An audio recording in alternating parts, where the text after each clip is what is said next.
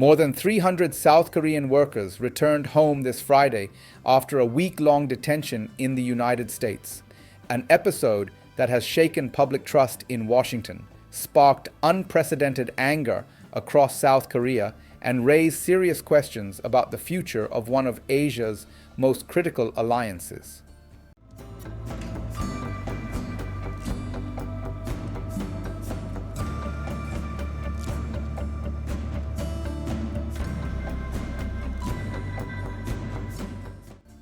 The ordeal began on September 4th when U.S. Immigration and Customs Enforcement agents launched what has been described as the largest single-site raid in U.S. history. The target was a Hyundai LG battery plant construction site in Georgia, part of a $4.3 billion project central to Hyundai's electric vehicle ambitions in America.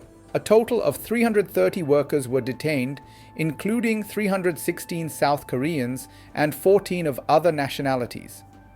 Most were employed by LG Energy Solution or subcontractors, working under B1 business visas or the ESTA visa waiver program.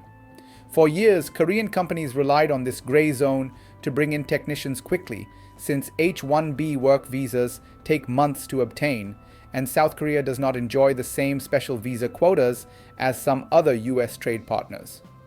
American officials argued that these workers were not in the country for training or meetings, the legal limit of their visas, but were actually engaging in employment.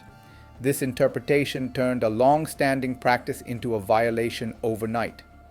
Previous U.S. administrations had largely turned a blind eye to such arrangements, recognizing South Korea's need to send skilled workers to set up plants. The sudden crackdown marked a sharp departure in policy. Images released by ICE showing Korean workers lined up against buses with their hands restrained sparked outrage. In South Korea, newspapers described them as being treated like prisoners of war or suffering a national humiliation. The conservative Chosun Ilbo called it a merciless arrest operation and a breach of trust, while the progressive Hankyore asked bitterly, "Is this what you do to an ally?" For many Koreans, the images carried echoes of historical subjugation by foreign powers.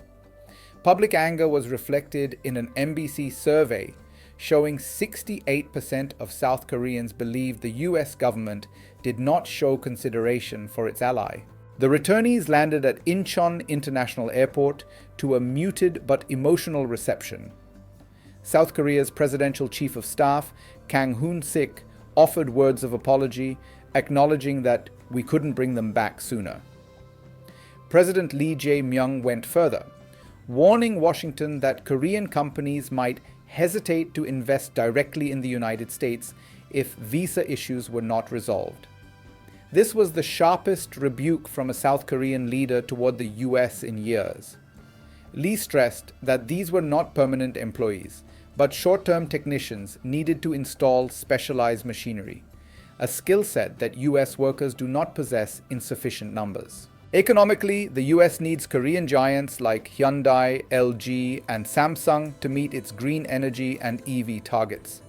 Politically, Seoul remains a frontline partner in Washington's Indo-Pacific strategy against China and North Korea. Yet this episode has created an atmosphere of mistrust.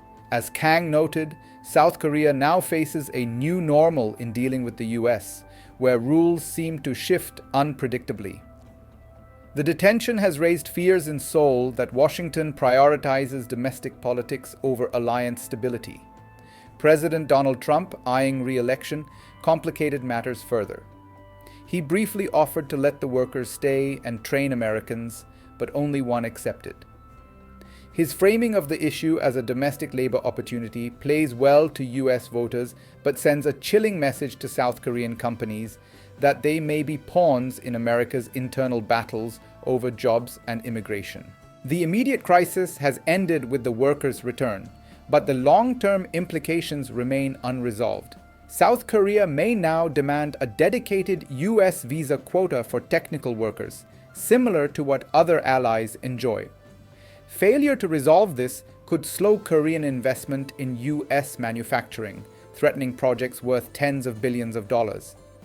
Most importantly, the raid risks eroding the trust that underpins the US-South Korea alliance. For a nation that relies heavily on Washington for security guarantees against North Korea, any perception of betrayal could embolden voices in Seoul calling for greater strategic autonomy or even a pivot toward China. Let us know your thoughts on this in the comments section.